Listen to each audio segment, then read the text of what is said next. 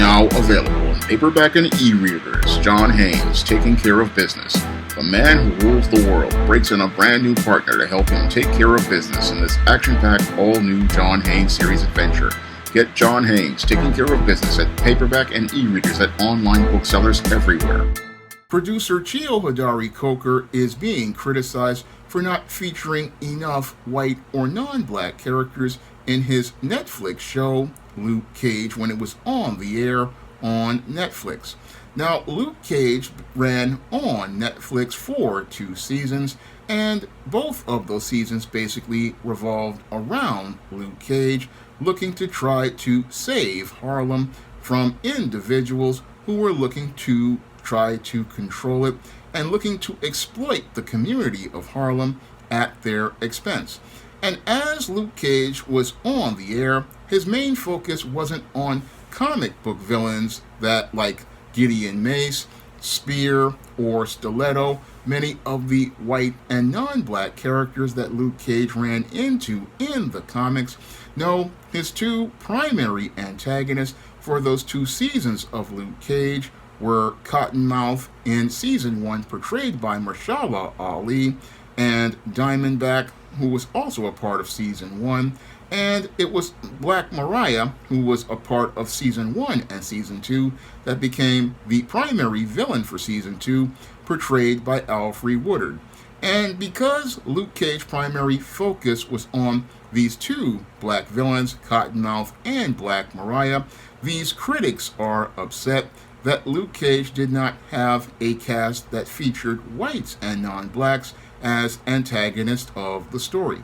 Now, most of these people who are making these criticisms really do not understand the business of entertainment, and because they don't understand the business of entertainment, they don't understand that Cheo Hodari Coker was making an adaptation of Luke Cage, and when it comes to adaptation, what you're going to get is an interpretation of that person's vision of those characters. And what Cheo Hodari Coker, as an executive producer, does, because when he bought the rights to Luke Cage and was financing this project, was make his adaptation of Luke Cage, and his adaptation was focused on creating a more contemporary version of the character that reflected the actual black community and not a caricature like he was presented in the caricaturized Luke Cage Hero for Hire. Now, as someone who has basically read the Luke Cage Hero for Hire run and watched the Netflix Luke Cage series, I can say that the Netflix adaptation produced by Cheo Hodari Coker was incredibly balanced as related to its presentation of black life and presented one of the most balanced and humanized images of a black man to ever grace a 21st century screen. And Luke Cage's main focus was one that all black people could relate to, because instead of him looking to bring grief to Willis Stryker like he did in the first issue of Luke Cage Hero for Hire, his primary focus was looking to try to protect Harlem, which the original Luke Cage never was a part of, really, because he was, after he became Luke Cage Hero for Hire, he was based in Times Square, but this series basically decided to start focusing on him looking to protect Harlem, and as he was looking to protect Harlem, his focus would not be on characters like a Gideon Mace or Stiletto or the character Discus. These were villains that were featured prominently in the Power Man comics, along with Spear and Mr. Fish. No, this series wanted to focus more on the subtle politics transpiring around all of those in Harlem, and focus on the social and political threat of those who were looking to exploit the community of Harlem. And that focus was mainly on club owner Cottonmouth, who basically was running Harlem in his club, and also on Black Mariah Stokes, who was using her role as a city council person to be able to take government resources and be able to create a whole operation where she could be the gatekeeper as related to what comes in and out of Harlem. And that story was more relatable to me because I have read numerous stories about about scandals featuring politicians here in New York, and how these politicians basically play the role of kingmaker and gatekeeper as related to contracts in their district and how money is allocated. And that story is one that I've seen presented in a lot of TV news stories, and that story made far more sense because that's the kind of story a guy who was looking to be a hero to protect Harlem would go out of his way to try to fight. Now, as people have been criticizing Cheo Hodari Coker, they have been saying, oh, he didn't feature enough white people in that project, and I have to say to them, he wasn't supposed to feature any white people all the way in that project, because if you're doing an adaptation of a contemporary version of Harlem, you're going to have a predominantly black cast because that's going to fit the story of Luke Cage in a contemporary setting. Now, Cheo Hodari Coker is a producer who not only wanted to present us with a story of black life, he wanted to also work behind the camera to make sure that black people were working, and that's why I gotta give him props, because like Bill Cosby, he was looking out for black people on the project of Luke Cage, and that's where I think the critics have an issue, because what Cheo Hodari Coker was looking to do was empower black people with Luke Cage, because as someone who is a big fan of the 2 seasons of Luke Cage, I was happy to see a producer making a series that showed you a positive image of black people, showed you a positive image of black men, showed you a positive image of black manhood and black masculinity, and showed you a hero who was out here looking to protect his community in the way a man would look to protect his community from those who would exploit it. And I always loved this series because it always showed you the subtle politics transpiring around you regarding these individuals. And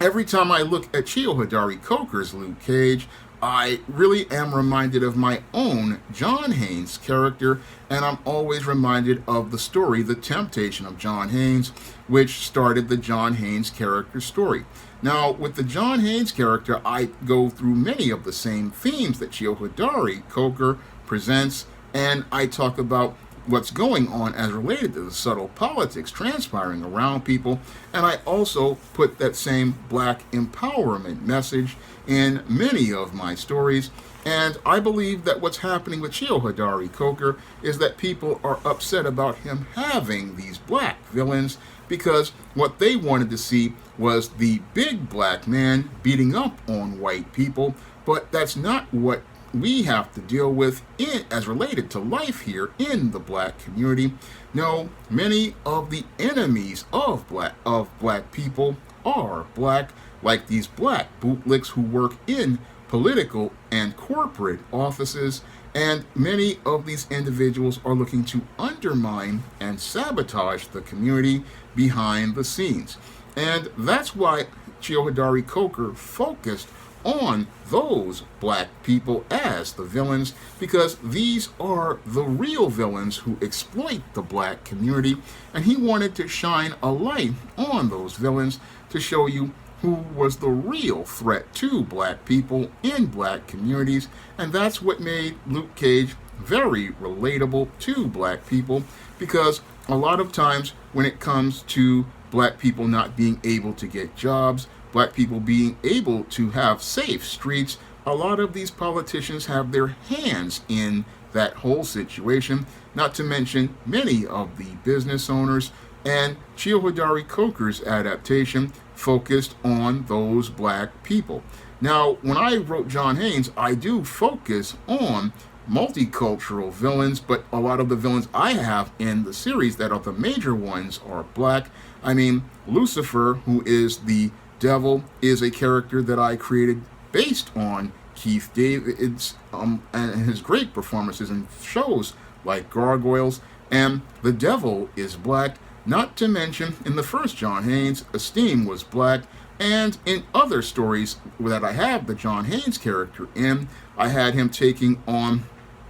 the Block, who's a guy who runs the neighborhood that John used to live in. Moreover, I have God Cassius, a former African king. He's a black villain. And again, the black villains are there because they are presented to be credible threats that people can relate to. And what I find interesting is that these people who are complaining about about all of the black villains, whenever I go out here and create a white villain, this is where people start to get scared, because I've noticed from the sales of the two books I did recently, John Haynes at Death's Door and John Haynes Godbreaker, when I have white villains, that's where these same people who complain about all of the black villains basically wind up starting to disappear, because whenever you have that black character looking to take on a person who is a part of the institutions of white power,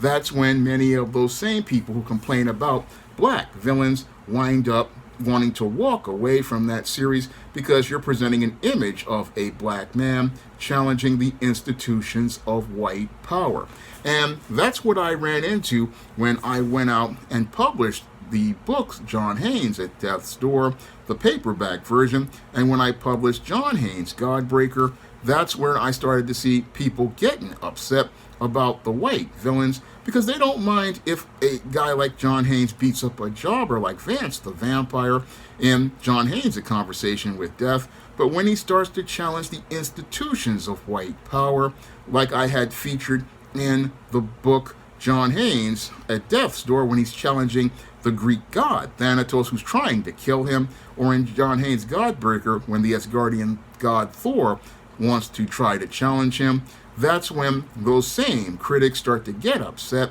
because they don't really want a black character to have power. No, they want the black character to be in the series, but they want the black character to be one that they can control, and they want him to be one that they can control the narrative of, because their ultimate goal as related to those characters is to make sure that that character, yes, he can have power, but he can't be more powerful than the white characters. And that's where they had the issue with Luke Cage, like they have with John Haynes. They have the issue with Luke Cage because Cheo Hodari Coker was creating a story about a black man taking power from these institutions of white supremacy, from these starting with these black bootlicks, and looking to go from being Luke Cage, a random guy in the street, to becoming a power man who is taking control over his community. And that's where they start to make these narratives, oh, he's going dark, he's going evil. No, when I wrote The Temptation of John Haynes, and I have the John Haynes character, who is the CEO of Morris Phillips, and he's taking power in stories like The Man Who Rules the World, and in the John Haynes series, I show you a black man taking power, and as he takes power, he lets all of these people know, regardless of race, he is the one taking power, and that's the real issue that many of these critics have. It's not just about the show having just black villains, it's about that producer using his right to go out here and adapt material where you see a black man being the leader, a black man being the head, a black man taking power, and that black man presenting images of black men and black manhood out here, and showing you a black man taking power and control. And that's where they try to come in and say, oh, there's no white or non-black villains. Well, if a man is fighting for a black community, he's not going to be dealing with the guys at the top in the first two seasons as related to the institutions of white supremacy. No, he's going to be dealing with these black bootlicks like Mariah and like Cottonmouth. That's who he's going to be dealing with on a show about Harlem, because the show is about the subtle politics of Harlem and him going to use his power, which is in his head, to overcome these adversaries, because that's basically what Cheo Hodari Coker was presenting in Luke Cage. That really reflects everything that I do in John Haynes, and that's why I could say he produced this adaptation of Luke Cage to reflect what's really going on with black people and the adversaries we face, and that's what's got many of these whites' feathers ruffled right now, 5 years after the show was canceled. And while Marvel Studios will say that they canceled the show because they wanted to go in a different direction, supposedly, I always believe the reason why they canceled Luke Cage was because Cheo Hodari Coker was putting black empowerment messages in his material, and because he was putting black empowerment messages in his material, similar to what I do with John Haynes, this is the reason they had an issue with Luke Cage and wanted to get this show off the air, because this show was so popular in its first season, it basically crashed Netflix's servers, and what many at Disney and many at these Hollywood feared was that the show would have influence on black men, showing you a black man taking power and control in his community, showing a black man leading. This is the thing that scared them, and this is what terrified them to the point where they wanted to get this show off the air. And almost 5, 6, or 7, or 8 years later, they're still salty about this show. And they're salty to the point where they want to say, oh, the show had too many black villains and not enough white or non-black ones. Well, if you are the producer, you can make the story however you want. And with Cheo Hodari Coker, he was the producer of this show. And as an executive producer who bought these rights, he could adapt that material however he wanted. Because when white producers buy material, what they do is adapt that material however they want to make the story that they want. Because once you sell the rights to a production company, that production company now owns the rights to that character, owns the rights to that material, and they can take that material and make either a direct translation or they can make an adaptation of that material. And it seems like people still are upset about Cheo Hodari Coker's Luke Cage. But if the same people read John Haynes or saw an adaptation of John Haynes, I believe these same people would still be steamed, even with John Haynes having a multicultural rogues gallery, including guys like Lucifer, who is black, who I wanted to be portrayed by Keith David, Dracula, who comes from Transylvania, or guys like Brent Morrison, who is a white guy, or Thanatos, who's the Greek god of death and Thor. They would still be just as salty and butthurt because they don't want to see a black man with power, a black man taking power, or a black man in a role where he wins. Because when it comes to the media arm of white supremacy, they only want to see poor, miserable, downtrodden black people. And the same way they have problems with Luke Cage, they would have the same problems with John Haynes. Because I run into this every time I release a new John Haynes book these days. And I've also run into the same issues when I go out here and release ISIS series books, where people want to go into the dark-skinned, light-skinned straw man argument and want to find any excuse to avoid dealing with any sort of black media presented by black men. And that's another issue they have with Cheo Hodari Coker. They can't stand the idea of a heterosexual black man creating images of heterosexual black men that are strong and masculine. And that's why they're still upset about the Luke Cage show after 5 to 7 years being off the air. And they're all upset because they see that there is a market for strong images of black men and black masculinity, and that's why they're still salty all these years later. Now, Luke Cage is off the air, and now he's possibly on Disney+, but if you want to follow the adventures of a character similar to Luke Cage, you can pick up the books as related to John Haynes, such as The Temptation of John Haynes, the sequel to The Temptation of John Haynes, The Man Who Rules the World, and the start of the John Haynes series, John Haynes, A Conversation with Death, John Haynes, Dark Succubus, John Haynes, The Man with Nothing to Lose, John Haynes, Taking Care of Business, John Haynes, At Death's Door, and John Haynes, Godbreaker, and John Haynes, Illuminati. You can find all of these John Haynes series books on Amazon.com in paperback and Kindle format. You can also find all of these John Haynes series books at other online booksellers like Smashwords, the iBookstore, Google Play, and Barnes & Noble. And you can also pick up the flashback John Haynes book, John Haynes 1987, and his appearance in Esteem, The Sands of Time on Amazon as well. And you can also pick up the first full John Haynes comic,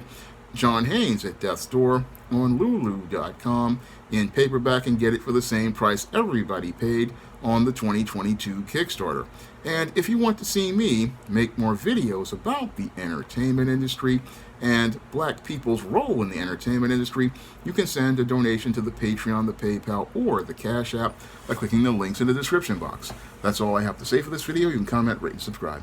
Now available in paperback and e-readers, The Temptation of John Haynes. Given to temptation, pick up this action-packed African-American paranormal romance. Get The Temptation of John Haynes in paperback and e-readers today. Coming to Kickstarter this June, John Haynes, At Death's Door. The Man Who Rules the World takes on the Greek god of death in this action-packed all-new John Haynes comic book. Get your copy of the standard and variant editions of John Haynes, At Death's Door and lots of other great stretch goal rewards on Kickstarter this June. Support Black-owned and Black-operated digital broadcast media. www.niceradionetwork.com. Nice Radio Network, broadcasting 24 hours a day, 7 days a week.